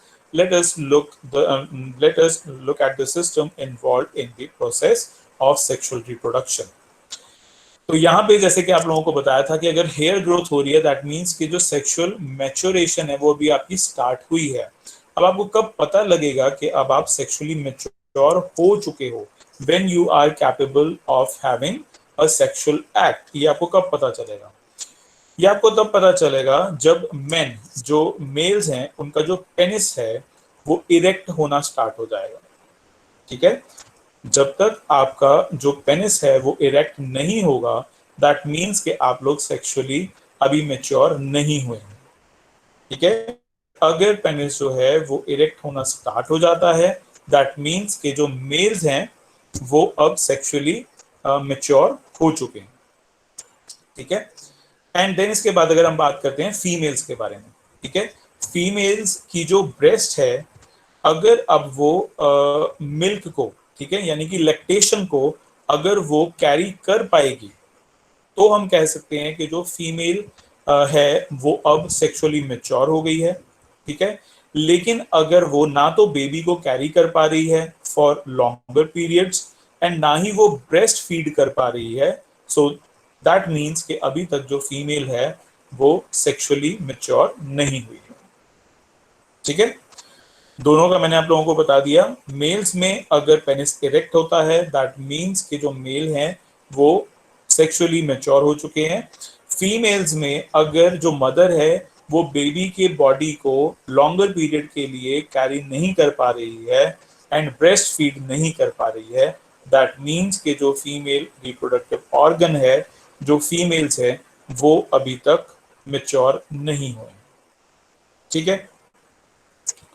So, this was all about the general perception of our reproductive system. अब इसके बाद हम male and female के बारे में individually बात करेंगे, ठीक है। सो आप एक बार ये पढ़ लीजिए। I am giving you a time of 2 minutes, ठीक है। 2 मिनट्स में आप लोगों को ये पढ़ना है, कोई डाउट है तो लिख लेना है उसको, ठीक है। कीजिए, स्टार्ट कीजिए।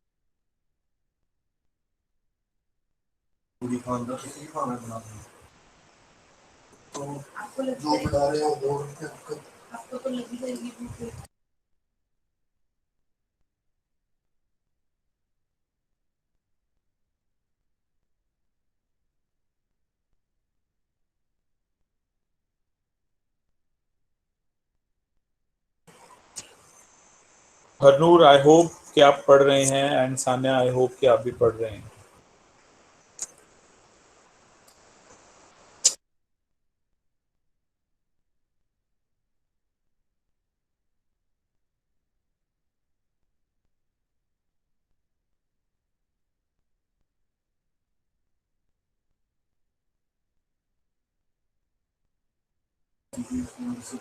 मनव, please concentrate on your book.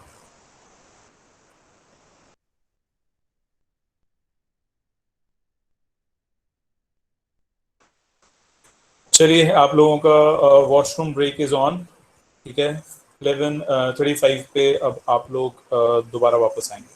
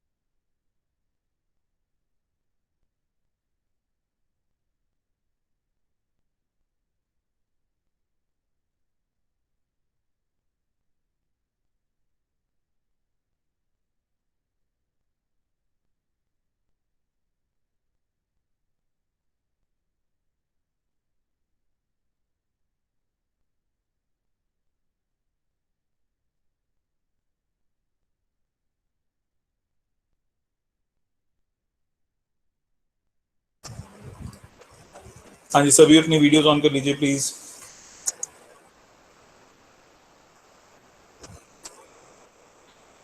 Okay, so the thing we are about to learn now, it's male reproductive system.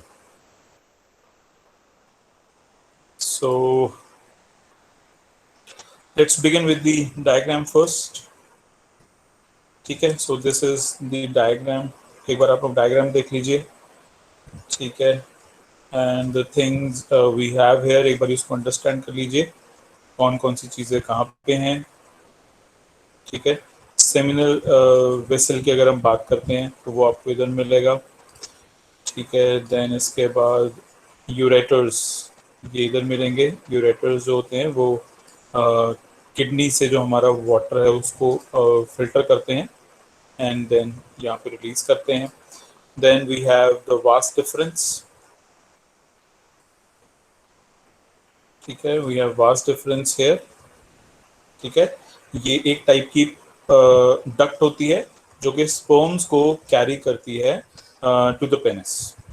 Then इसके बाद वी हैव स्क्रोटम हेयर, ठीक है। It is a kind of bag जिसमें के testes जो हैं वो screwed रहती हैं, ठीक है, इंटैक्ट रहती हैं।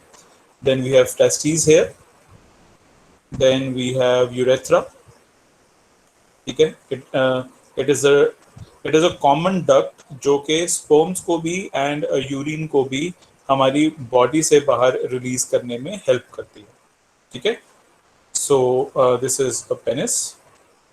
Then it is a prostate gland, ठीक है। प्रोस्टेट ग्लैंड जो होता है ये जो ह्यूमन मेल्स होते हैं उनमें जो भी कैरेक्टरिस्टिक चेंजेस आने होते हैं वो इस प्रोस्टेट ग्लैंड से आते हैं, ठीक है। And then we have the bladder, ठीक है, जहाँ पे क्या यूरिन जो है वो स्टोर करेगा, ठीक है।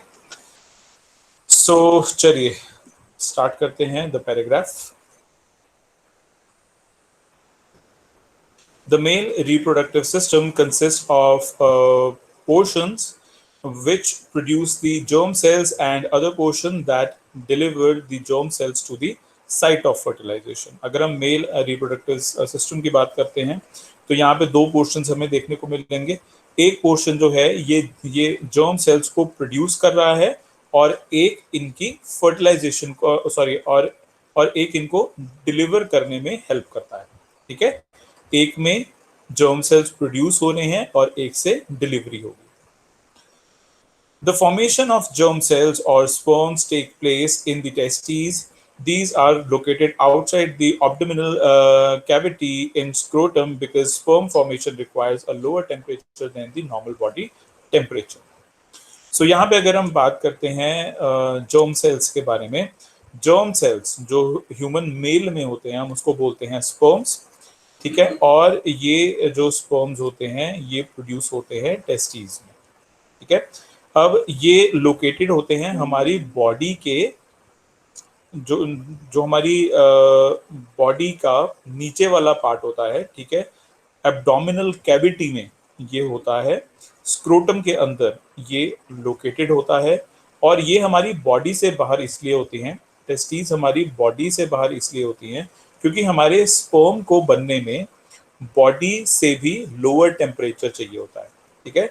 फॉर एग्जाम्पल हमारी जो बॉडी है अगर उसका जो टेम्परेचर है वो है 23 डिग्री सेल्सियस, ठीक है, तो हमारे जो स्पर्म्स होंगे वो 21 डिग्री सेल्सियस में बनेंगे, ठीक है।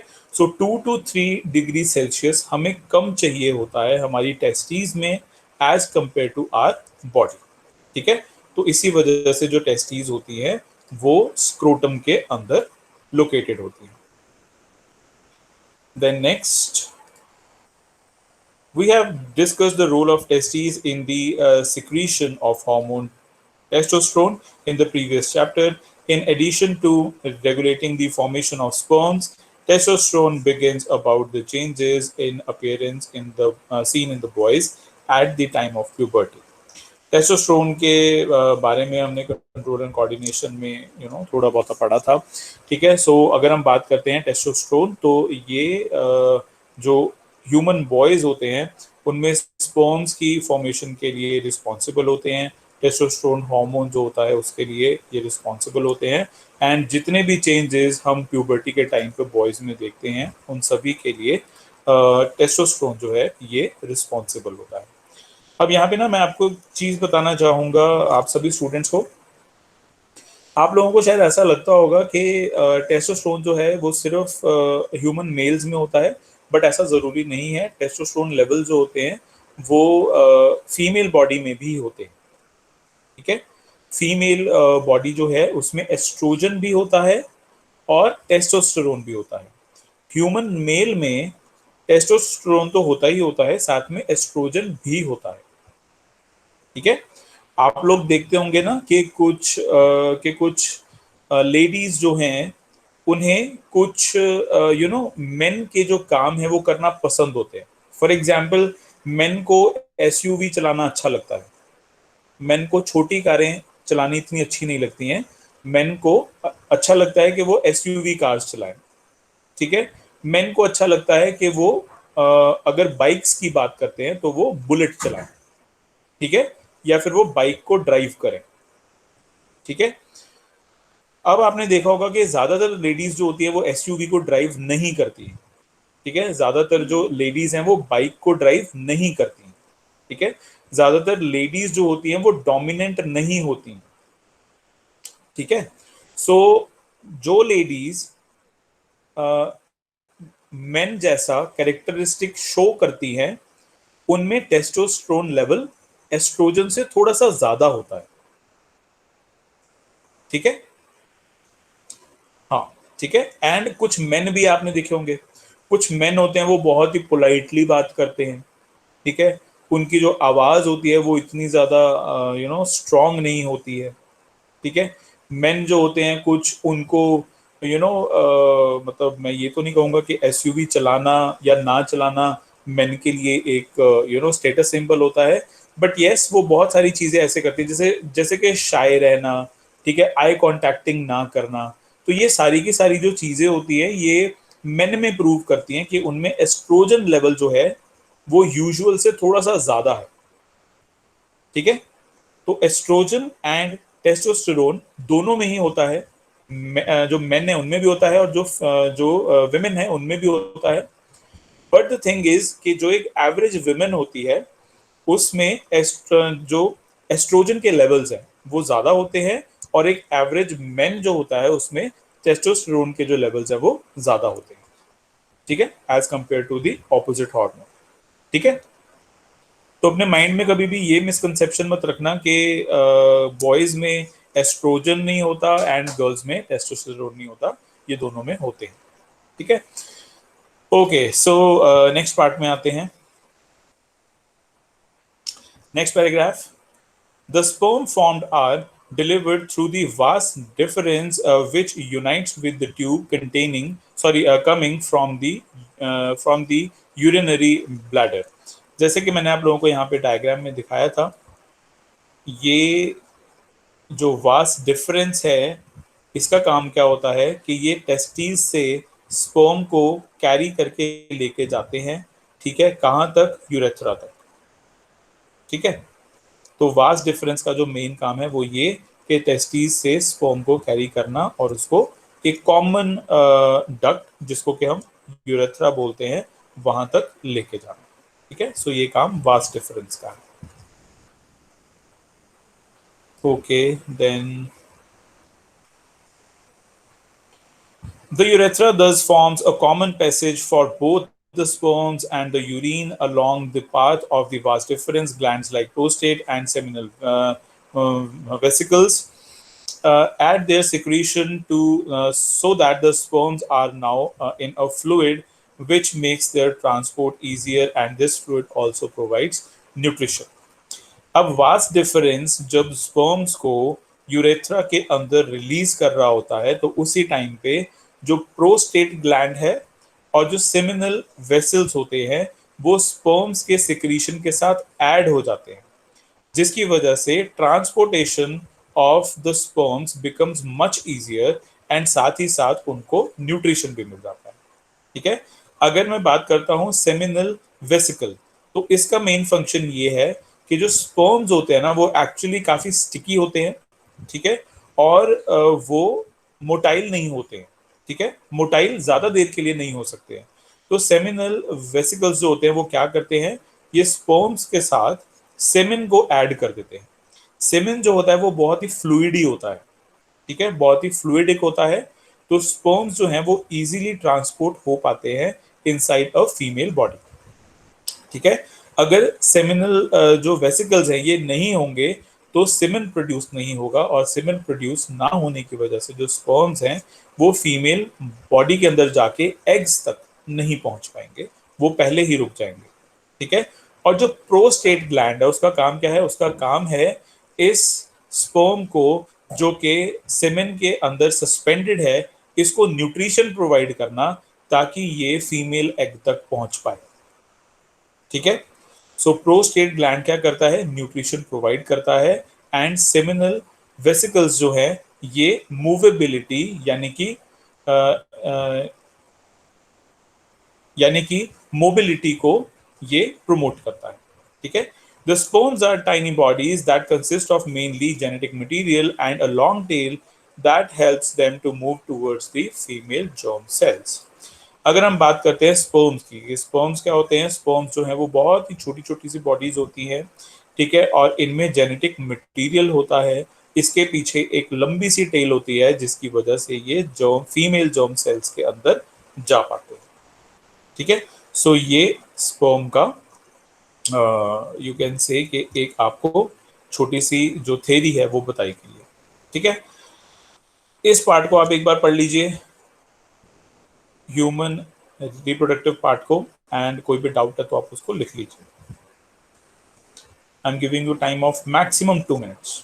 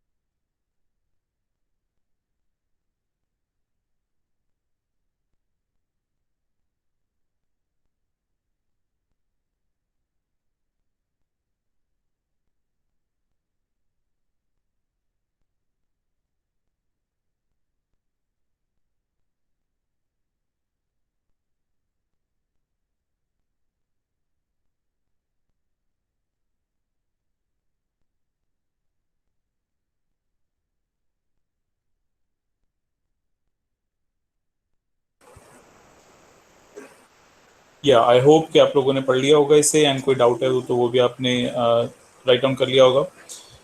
Next we have here is human female reproductive system. So ये होता है पूरा का पूरा human female reproductive system.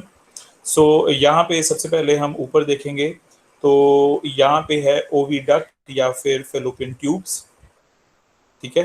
Actual में जो एग की प्रोडक्शन होती है वो यहीं पे होती है, दिस इज द साइट, ये जो ओवरी जहाँ पे लिखा हुआ है दिस इज द साइट जहाँ पे एग्स प्रोड्यूस होते हैं, ठीक है। सो एक ह्यूमन स्पर्म जो होता है उसे यहाँ तक पहुंचना होता है, ठीक है, ये है आपकी ओवरीज।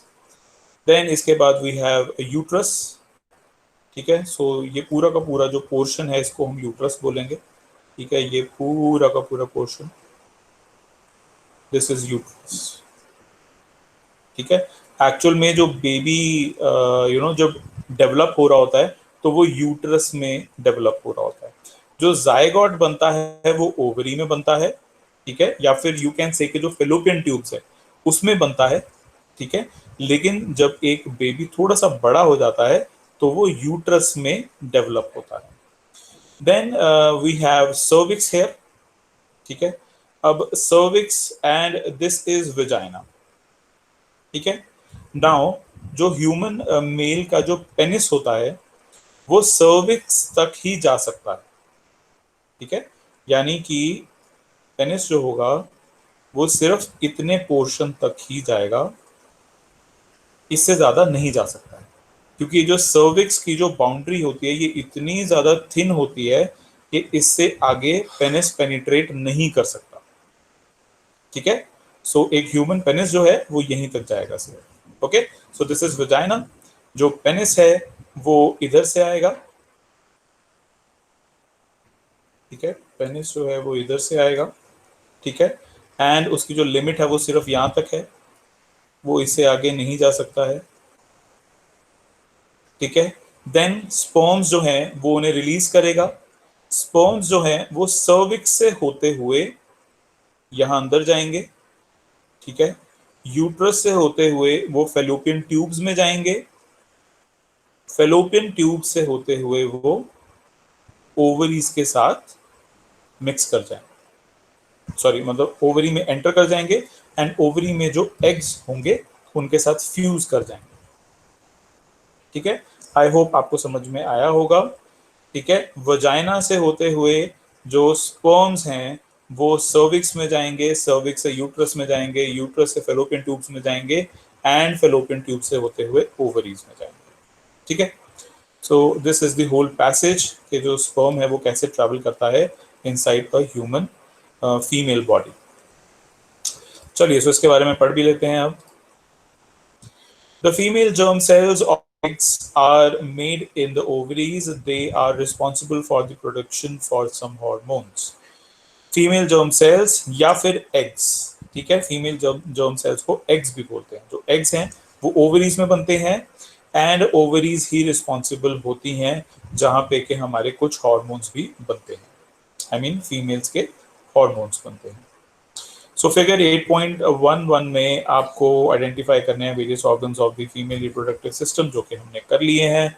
देन इसके बाद नेक्स्ट पैराग्राफ में आते हैं। When a girl is born, the ovaries already contain thousands of immature egg. जब एक गर्ल बॉर्न ही होती है उसी टाइम उसके पास बहुत सारे इमेच्योर एग्स होते हैं।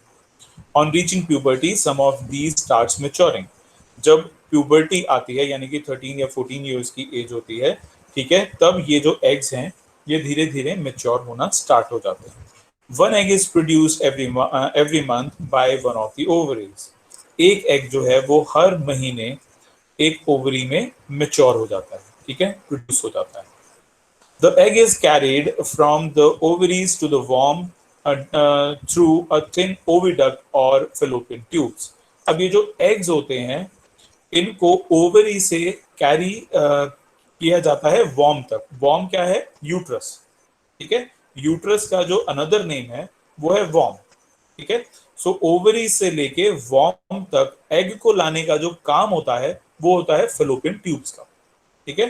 फेलोपियन ट्यूब से होते हुए जो एग्स हैं वो ओवरीज से वॉर्म में जाते हैं, ठीक है। यहाँ पे मैं आपको दिखा देता हूं जैसे कि ये हमने किया था, ठीक है। यहाँ पे देखिए, यहाँ पे है ओवरीज, ठीक है, और यूट्रस यहाँ पे है। तो ओवरीज से यूट्रस तक एग्स को लाने का जो काम है वो कौन करेगा? ये एक छोटी सी जो आपको दिख रही है लेफ्ट हैंड साइड में एंड राइट हैंड साइड में डक्ट, इसको हम बोलते हैं फेलोपियन ट्यूब, इसको हम ओविडक्ट भी बोलते हैं। ओके, सो देन इसके बाद the two oviducts unite into an elastic bag-like structure known as uterus. The uterus opens into the vagina through cervix. अब ये जो ओविडक्ट्स हैं ये दोनों के दोनों ही यूनाइट होती हैं एक इलास्टिक बैग लाइक स्ट्रक्चर में जिसको कि हम बोलते हैं यूट्रस, एंड यूट्रस की जो ओपनिंग होती है वो सर्विक्स के थ्रू होते हुए वजाइना से ओपन होती है।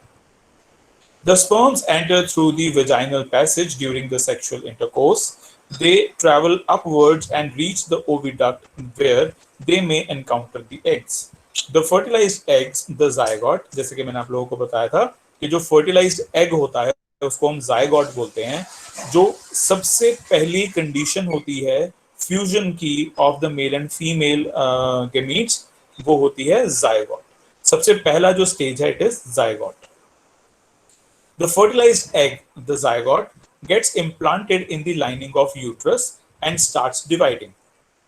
We have seen in earlier sections that the mother's body is designed to undertake the development of the child.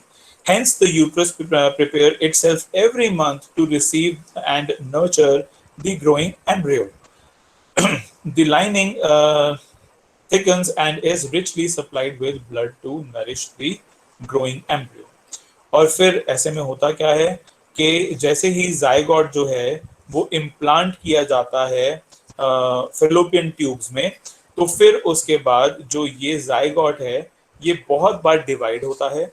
बहुत बार डिवाइड होने पे ये एक बड़ा मास बनाता है जिसको कि हम बोलते हैं एम्ब्रियो. ठीक है, फिर ये जो एम्ब्रियो है ये जाता है यूट्रस में. यूट्रस जो है वो वॉर्म है.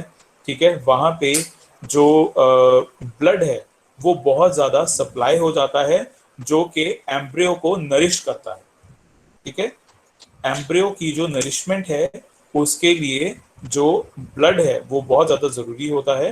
तो लेडीज का जो यूट्रस होता है उसमें ब्लड जो है वो बहुत ज्यादा क्वांटिटी में आता है ताकि वो एम्ब्रियो को नरिश कर पाए.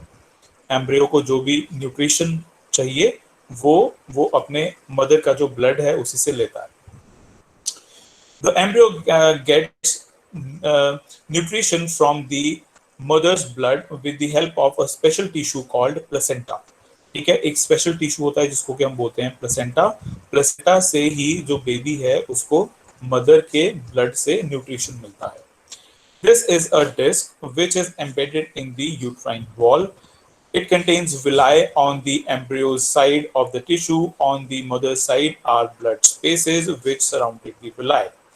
लाइफ प्रोसेसेस में आप लोगों ने पढ़ा है कि जो विलाय होते हैं उनमें हेयर लाइक प्रोजेक्शंस होती हैं, फिंगर लाइक प्रोजेक्शंस होती हैं जो कि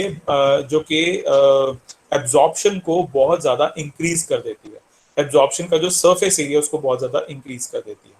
तो क्या होता है, जो एम्ब्रियो साइड होता है वहां पे तो होती है विलाय और जो मदर साइड है वहां पे होता है ब्लड स्पेस. ठीक है, तो कॉन्टिन्यूसली जो एम्ब्रियो होता है वो अपने मदर से ब्लड को एब्जॉर्ब करता रहता है और अपने लिए जो न्यूट्रिशन है उसको लेता रहता है.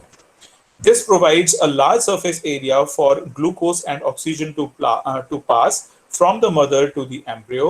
The developing embryo will also generate waste substances which can be removed by transferring them into the mother's blood through the placenta. ठीक है, अब प्लेसेंटा क्या कर रहा है, प्लेसेंटा एम्ब्रियो को ब्लड भी दे रहा है नरिशमेंट के लिए. ठीक है, जैसे कि आप लोगों को पता है लाइफ प्रोसेसेस में हमने पढ़ा है कि हम न्यूट्रिशन भी लेते हैं और हम उसकी इजेशन भी करते हैं, यानी कि हम एक्सक्रीशन भी करते हैं.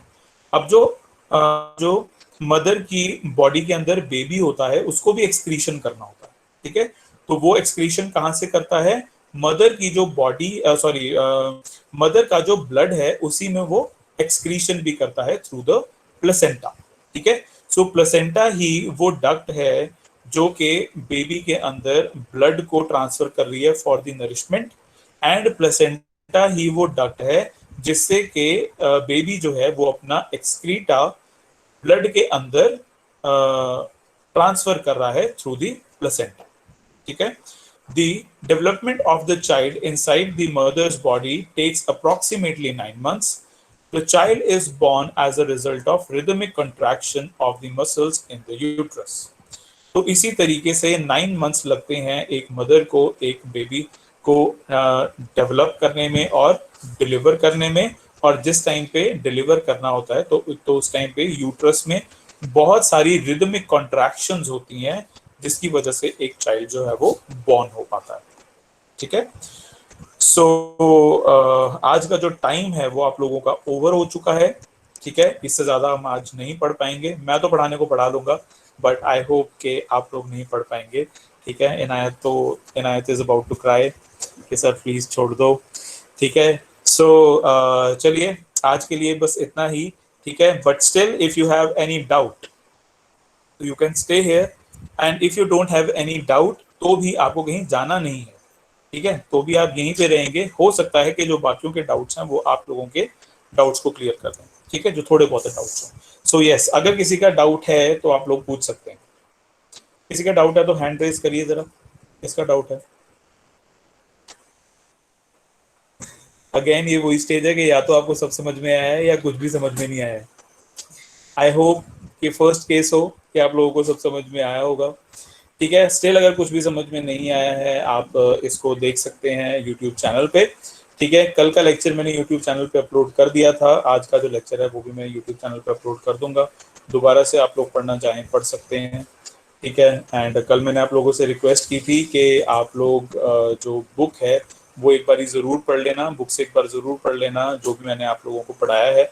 मैं आज फिर से रिक्वेस्ट करूँगा कि बुक में आप एक बार दोबारा से नज़र डालें, एंड मैंने आज जो आप लोगों को पढ़ाया है वो आप डेफिनेटली पढ़ें।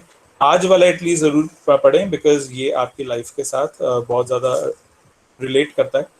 ठीक है, so if you have any doubt it's fine, you can stay here, and if you have no doubts you can leave the class.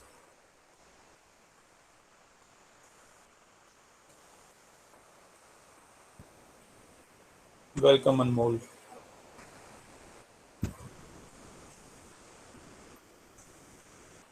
हाँ जी, Manav, do you have any doubt? Okay, no. Paras, do you have any doubt?